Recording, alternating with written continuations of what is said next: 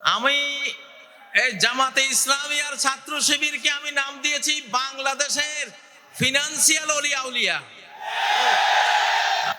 President জিয়ার সাথে আমি 3 দিন কাটিয়েছিলাম হেজবুল বাহার সফরে। 11 তলা যে জাহাজটা ছিল চিটাগাং, এখানে এসেছিলাম 1981 সালের 19, 20, 21 জানুয়ারি। প্রেসিডেন্ট জিয়া সারা বাংলাদেশে যারা বোর্ড পরীক্ষায় ফার্স্ট, সেকেন্ড, থার্ড অর্থাৎ মেধা তালিকায় নাম ছিল এদেরকে দাওয়াত দিয়েছিলেন। আমি তখন ফাজিল ডিগ্রি পরীক্ষায় আমি ফার্স্ট ক্লাস ফার্স্ট ছিলাম লক্ষ্মীপুর থেকে। তো আমি জিয়াকে দেখেছি জিয়া কতটা আলিম ওলামাদেরকে ভালোবাসতেন। হেজবুল বাহারে প্রথম যে বৈঠকটা উনি করেছিলেন, প্রথম বৈঠকে প্রেসিডেন্ট জিয়া বলেছিলেন আমার আমার মৌলভী সাহেবরা কোথায়। উনি মাইক নিয়ে বিসমিল্লাহির রহমানির রহিম বলে এই কথা বলেছিলেন, আমার মৌলভী সাহেবরা কোথায়। আমরা জানলাম যে আমরা আছি, আমরা 14 জন ছিলাম। তিনি বললেন যে বিজ্ঞানীরা বলে এই পৃথিবীটা একটা বিশাল অগ্নিপিণ্ড থেকে ছিটকে পড়ে পরে ধীরে ধীরে ঠান্ডা হয়ে এই পৃথিবী তৈরি হয়েছে। তো জিয়া বলেন আমি প্রশ্ন করি ওই অগ্নিপিণ্ডটা কোত্থেকে আসলো? অগ্নিপিণ্ড থেকে ঠান্ডা হয়ে পৃথিবী হলো, অগ্নিপিণ্ড কোত্থেকে আসলো? তিনি বলেন যে এটার জবাব বিজ্ঞানীরা দিতে পারে নাই, এটার জবাব দিয়েছে আমার মৌলভী সাহেবরা। জিয়া বলতেছে মৌলভী সাহেবরা আপনারা কি উত্তর দিয়েছিলেন? আমি দাঁড়িয়েছিলাম যে আমরা উত্তর দিয়েছিলাম খালাকাস সামাওয়াতি ওয়াল আরদ, আসমান জমিন কে সৃষ্টি করেছেন? ক্রিয়েটর আল্লাহ। তাহলে জিয়াকে যারা সামনে নিয়ে আজকে রাজনীতি করেন তারা অবশ্যই আলেম বান্ধব হতে হবে। ইসলামী রাজনীতি এই দেশে স্বাধীনতার পরে 5 বছর বন্ধ ছিল, জিয়া এটাকে চালু করেছে। আল্লাহ জিয়াকে রহমত করুন, আমরা দোয়া করি। যারা বিএনপি করবেন জামাতের সাথে আপনাদের শত্রুতা চলবে না, যারা বিএনপি করবেন হেফাজতের সাথে আপনাদের শত্রুতা চলবে না। আমরা দেখছি আমি সব দলকে একসাথে বসাবার জন্য একটা সংস্থা করেছি, বাংলাদেশ বিপ্লবী কমান্ড কাউন্সিল। বলো বাংলাদেশ বিপ্লবী কমান্ড কাউন্সিল। আমি ওখানে বিএনপিকে বসাতে চাই, জামাতকে বসাতে চাই, হেফাজতকে বসাতে চাই, আরো চরমনায় আছে তাদের যারা যারা রাজনীতি করেন সবাইকে বসাবো। তারা নিজ নিজ দল নিয়ে তারা সব কাজ করবে, বাট জাতীয় ইস্যুগুলিতে স্বাধীনতা রক্ষা, অখণ্ডতা রক্ষা, নিরাপত্তা রক্ষার প্রশ্নে সকল দলকে এক জায়গায় বসিয়ে প্রয়োজনে মৃত্যু সৈনিক তৈরি করার ঘোষণা দেব ইনশাআল্লাহ। ডেথ ফোর্স বানাবো, এবার আবু সাইদ ফোর্স বানানো হবে ইনশাআল্লাহ। নারায়ে তাকবীর, আল্লাহু আকবার।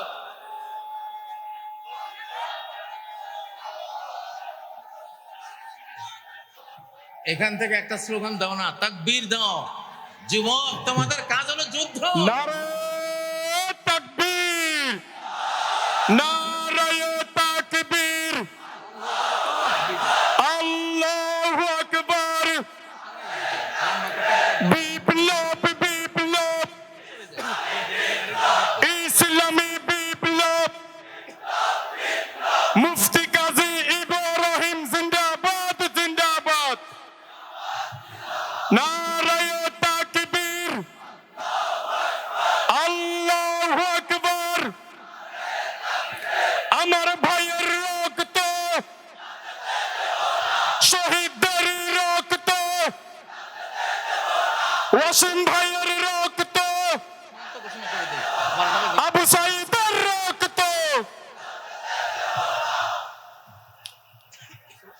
আজকের এই জনসমুদ্রকে বলছি ইনশাআল্লাহ আগামী বাংলাদেশ বিশ্বের 1 নম্বর একটা দেশ আমরা বানাতে চাই। সেই জন্য আমাদের 2টা বিপ্লব লাগবে। কয়টা? একটা হলো ফুড রেভলিউশন, খাদ্য বিপ্লব। একটা কি? খাদ্য বিপ্লব। আর আরেকটা কি? নিরাপত্তা বিপ্লব, সেফটি রেভলিউশন।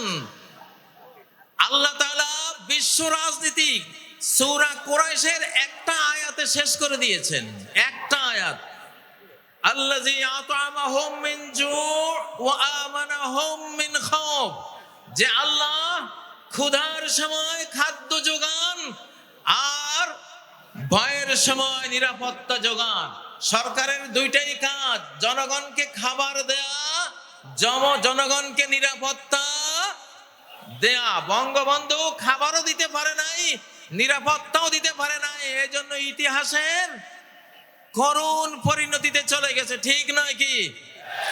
আর যেই সরকার 17 বছর নির্যাতন করেছে, তারা কিছুটা খাবার দিতে পেরেছিল, কিন্তু নিরাপত্তা মোটেও দিতে পারে নাই, এই জন্য তারাও বিদায় হয়েছে। আমরা এই সরকারের কাছে আমাদের দাবি, আজকে যে আমাদের পঞ্চমুখ হয়েছে, মুখ খুলে আমরা হৃদয় উজাড় করে দিয়ে কথা বলতে পারছি, স্লোগান তুলতে পারছি, আমরা মাহফিল করতে পারছি, আমরা ঘরে ঘরে নিরাপদে ঘুমাতে পারছি, আমরা আমাদের স্ত্রী বউ বেটে নিয়ে নিরাপদে ঘুরতে পারছি, আমরা এই দেশে ব্যবসা বাণিজ্য, বিদ্যালয়, আমাদের যত যত সামাজিক কাজকর্ম আছে সব নিরাপদে করতে পারছি।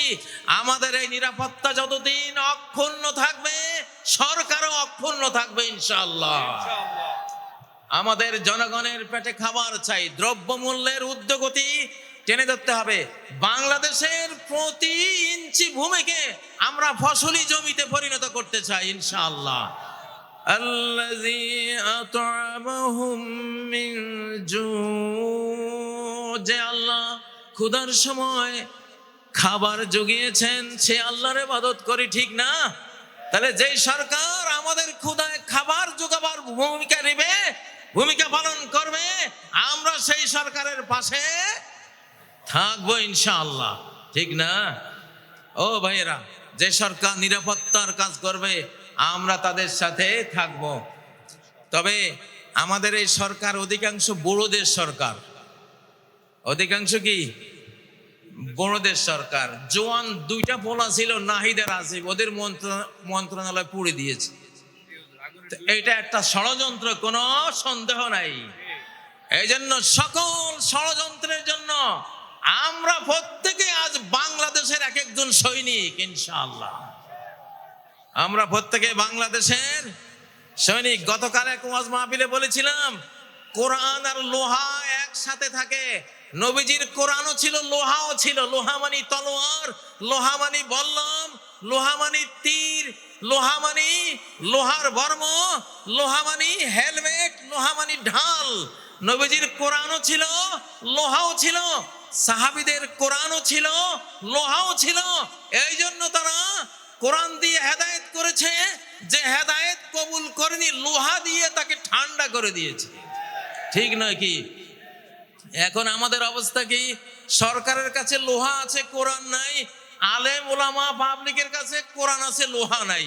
আমরা দুইটার সমন্বয় করব ইনশাআল্লাহ। আমরা কি করব? দুইটার সমন্বয় করব। সরকারকে দাবি তুলছি, সরকার আমাদেরকে ট্রেনিং দিবে, অস্ত্র দিবে, লোহা দেবে। আমাদের কোরআন আছে, আমাদের লোহা চাই। সরকারের লোহা আছে, সরকারের কোরআন চাই।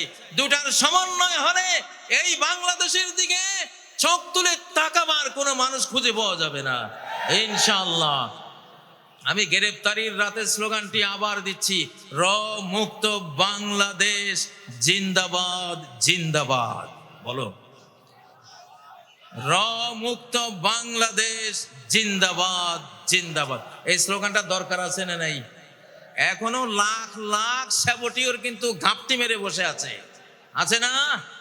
একজনও থাকতে দেব না ইনশাআল্লাহ।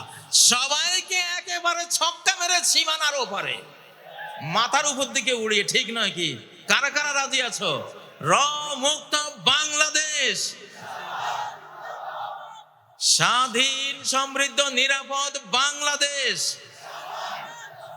নিরাপদ বাংলাদেশ ইনশাআল্লাহ। প্রিয় তরুণরা, আল্লাহ তাআলা এই বাংলাদেশ আমাদের হাতে দিয়েছেন ইনশাআল্লাহ।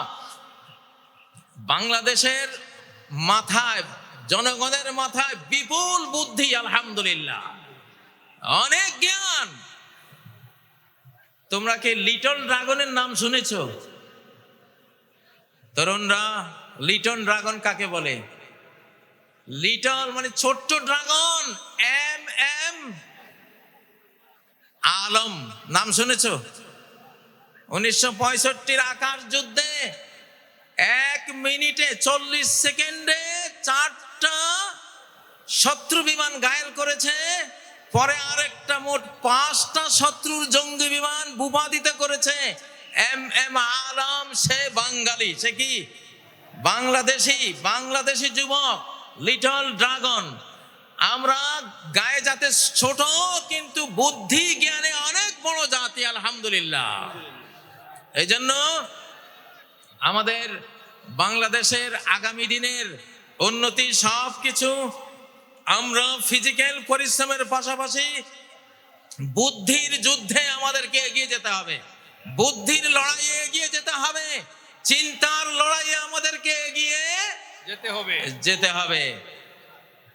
প্রিয় উপস্থিতি, আমি মাঝে মধ্যে বলি, মানব জাতির প্রথম পরাজয় হয়েছে ডাইনিং টেবিলে, যুদ্ধের মাঠে নয়। মানব জাতির প্রথম পরাজয় হয়েছিল কোথায়? ডাইনিং টেবিলে। অর্থাৎ একটা অবৈধ খাবার মুখে দিয়েছিলেন আদম আর হাওয়া, সেই অবৈধ খাবার খেয়ে তারা জান্নাতের সাম্রাজ্য হারিয়েছিলেন। ঠিক নয় কি? এই জন্য যুবকরা, বর্তমান যেই পৃথিবী, এই পৃথিবীর ফুড মাফিয়া, যারা ফুড মাফিয়া, সমস্ত খাদ্য মাফিয়াদের হাতে, কর্পোরেট কোম্পানিদের হাতে, সমস্ত বীজ মাফিয়াদের হাতে। আজকে এটা একটা বিরাট বিষয় যে আমরা কি খাচ্ছি, কি খাবো। আমি পরামর্শ দেব, যেই পশুটা চলতে জানে না নিজে, হাঁটতে জানে না নিজে, ফার্মের মুরগি যেটা 1 হাত বেড়া ডিঙ্গিয়ে উড়াবার ক্ষমতা রাখে না, অ্যাবনর্মাল মুরগি, নিজেই অ্যাবনর্মাল অসুস্থ মুরগি, এই গোদা মুরগি যারা খাও, তোমরা কি যুদ্ধটা করবা বাংলাদেশের জন্য? হ্যাঁ, দেশি মুরগি, আল্লাহর মুরগি খাবা। আল্লাহর মুরগি যেখানে মানুষের হাত পড়ে নাই, এইটা মোটরসাইকেলের নিচে পড়ে মুরগির মাথা ছিন্ন হয়ে গেছে, তারপরও উড়াল দিয়ে 2-3 একর পার হয়ে গিয়ে পড়ছে। ক্ষমতাটা কি? মাথা চলে যাওয়ার পরেও উড়ে। এটা হলো আল্লাহর মুরগির ক্ষমতা, ঠিক না? তো আমাদের খাদ্য যদি মানব জাতির পরাজয় ডাইনিং টেবিলে হয়ে থাকে, আমাদের ডাইনিং টেবিলে ওই খাবার আনবো যেই খাবার ডাইরেক্ট আল্লাহর তৈরি, মানুষের কোনো, শয়তানের কোনো কারুকার্য সেখানে পড়ে নাই, চেঞ্জ করে নাই, চেঞ্জ ফুড বানাতে পারে নাই। আমরা সেই খাবার খাবো ইনশাআল্লাহ। সূরা আন-নিসার 119 নম্বর আয়াতে আল্লাহ তথ্য দিয়েছেন, ইবলিস কসম করেছিল, ওয়ালা আমুরান্নাহুম ফালা ইউগাইয়িরুন্না খালকাল্লাহ,